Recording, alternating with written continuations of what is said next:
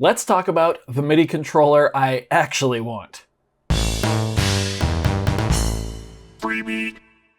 Hey, how's it going, everybody? Welcome to Freebeat. Today's patron shoutout goes to Lorenzo Tano. Thank you so very much for the support. Let's get started. I've been obsessed with MIDI bass pedals since I first discovered the band Rush back in 2002. I was amazed at how Geddy Lee and Alex Lifeson would use their feet to trigger one-shot samples and play synthesizers in real time. I was even more impressed when I realized that they didn't really play to a click track live either. Whether they were firing off backing vocals or playing full synth parts or triggering backing guitar parts or even just triggering sound effects, watching them manipulate the pedals in addition to playing their, own instrument parts, which were already very complex, and then interacting with each other and Neil, the drummer, and the audience, it was just so inspiring to watch. And, I was lucky enough that I was able to see them 5 times live before they finally hung it up at the end of 2015. And they forever left a mark on me. Real quick, if you don't know what MIDI bass pedals are, they're essentially just an octave keyboard, but for your feet. And each one of those pedals or keys can send MIDI information. Now, the first appearance of a pedal board meant for anything other than an organ was actually the Moog Taurus in the 70s, and that was just a straight up synthesizer built into a pedal board. So since I was obsessed with the art of triggering samples and synths in a live setting, when I joined my first serious band, I immediately went out and bought a Roland SPDS sampling pad. Then I loaded all the sounds in there along with my bandmates and immediately found an issue. It was really hard to juggle my quite complex drum parts alongside triggering all these samples. So, of course, my mind went straight to MIDI bass pedals. And at the time, there were only a few different models being sold. They went for about $500 to $600 US. They were all very large and very heavy. They all seemed to be based on organ pedals. And so I came up with an alternative solution. I bought this, the Alesis Trigger IO. It's very simple. 10 inputs that are all stereo, so they can be split into 2. 5-pin MIDI out, USB MIDI out, a few buttons on the front, and a little screen to control settings. That's it. I then went and bought 13 sustain pedals intended for digital pianos, and after confirming that they did indeed work with the Trigger IO, my friend and his dad built a big enclosure, or case, I guess you could call it, more a stand maybe, I don't know, a big wooden enclosure for 13 pedals to sit in an octave and the Alesis Trigger IO in there. Then we ran the output, the MIDI out of the Alesis Trigger IO into the SPDS, and it worked perfectly.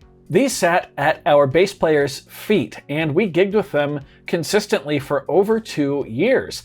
They gave the bass player access to anything in the SPDS and really allowed us to fill out the sound of the band without really any issue, just like Rush. After a while, I wanted to make my own set of pedals to keep at home, but I wanted them to be smaller and more manageable because while awesome, the sustain pedal setup was giant and it weighed over 35 pounds. My friend and I took an old Casio keyboard, sawed the sides of it off, and soldered our own pedals that we made out of wood to the contacts on the main keyboard board where the keys would normally go. Then I just ran MIDI out of what was left of the keyboard into whatever I wanted to control.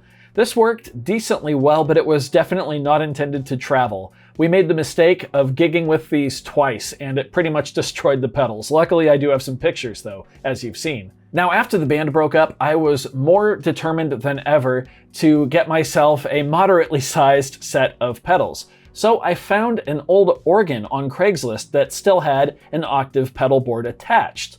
That same friend and I took those pedals off and resoldered them to the pins on the board of the old keyboard that we had previously used. And that worked really, really well for a few years. Granted, I wasn't gigging with it, but it reliably triggered every single time and I had no problems with it. However, as time went on, it did start to deteriorate, and as I started working with more and more musicians, it got more and more embarrassing to have people over because they were so obviously DIY and very, very ugly. So I went onto eBay and found a custom set of MIDI bass pedals for about $250 US. And I actually still have these today. Now, while I was actively using these, they worked perfectly. Although it's been about 15 years since I got them, so they no longer function very well at all, thanks to a few years of sitting in storage and lots of moving around all over the place. The last thing I actually seriously used these for was Freebeat Live All Hallows Eve back in October of 2020, and they were spotty at best even then. So now, in 2024, as I look to complete my live rig and once again hit the gigging scene, I find myself back looking for a reliable set of MIDI bass pedals. But guess what? Seemingly nothing has changed. There's still only a few different models available. They're all $500 to $600 US, and they all seem to be very, very big and very, very heavy. Then I came across this. This is the Keith Mcmillen 12-step. Now, this product is actually over 10 years old at this point. There is apparently a second iteration coming out.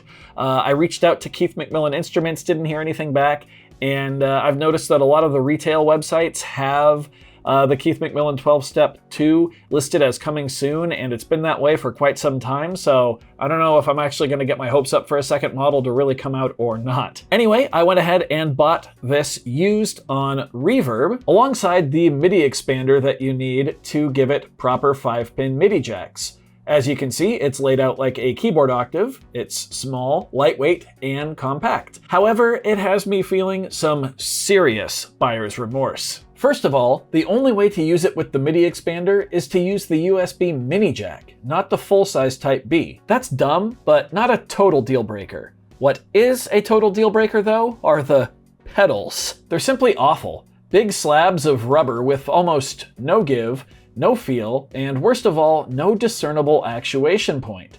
On top of that, the amount of weight that you have to put on one of them to actually trigger something is a very large amount, even with the sensitivity at its highest setting. And yes, before anyone says anything, I did try them on hard floor as well. It was marginally better, but still not good at all, not anywhere near good at all. It still feels awful and pretty much unusable for anything that requires super precise timing. A quick search online finds you a video of legendary bassist Billy Sheehan using these pedals, and even there, it looks super awkward to play. I'm sure they're more usable for him there because he's just triggering what seems to be individual notes and chords, nothing that requires, crazy precise timing. But like I said, for one-shots or anything else that just has to fire off at the exact right moment, it's just not cutting it. For me, the trigger timings have to line up with not only my own live playing, but also my looper. When I'm playing live, I need to be able to take a quick glance at the pedals out of the corner of my eye and then quickly fire off a sample at the exact right moment. And being able to feel the pedal bottom out is a necessity. That feelable actuation point is everything.